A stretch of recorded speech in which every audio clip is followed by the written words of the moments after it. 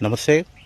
MSME loans కానీ, Mudra loans కానీ, startup India loans కానీ, మరి ఎటువంటి బిజినెస్ లోన్స్ కానీ వీటన్నిటికీ ఒక 2 రిపోర్ట్స్ మనం సబ్మిట్ చేయాల్సి ఉంటుంది. ఒకటి క్రెడిట్ రిపోర్టు, అయితే ఇంకోటి సిబిల్ రిపోర్టు. ఈ సిబిల్ రిపోర్ట్ని జనరల్గా మన క్రెడిట్ రిపోర్ట్నే వాడుక భాషలో సిబిల్ రిపోర్ట్ అని కూడా అంటారు. ఎందుకంటే 70 to 80% బ్యాంక్స్ ఈ క్రెడిట్ ఇన్ఫర్మేషన్ కంపెనీ సిబిల్ కాబట్టి దీన్ని సిబిల్ రిపోర్ట్ అంటారు. కానీ యాక్చువల్గా మనకు ఇండియాలో క్రెడిట్ ఇన్ఫర్మేషన్ సబ్మిట్ చేసే కంపెనీస్ ఒక 4 ఉన్నాయి. అవి మొదటిది సిబిల్ అయితే క్రిఫ్, ఈక్విఫాక్స్, ఎక్స్పీరియన్.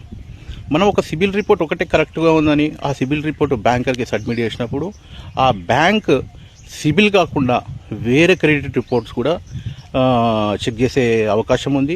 ఇప్పుడు క్రిఫ్ కానీ, ఎక్స్పీరియన్ కానీ ఇట్లాంటి రిపోర్ట్స్ చెక్ చేసినప్పుడు మన లోన్ అనేది రిజెక్ట్ అయ్యే అవకాశం ఉంది. కాబట్టి అన్ని రిపోర్ట్స్ సబ్మిట్ చేయండి. అన్ని రిపోర్ట్స్ చెక్ చేసుకున్న తర్వాతనే మీరు ప్రాజెక్ట్ రిపోర్ట్తో పాటు బ్యాంకర్కి ఫైనల్ అప్రూవల్కి వెళ్ళండి. లేకుంటే రిజెక్ట్ అయ్యే అవకాశం ఉంది. Thank you.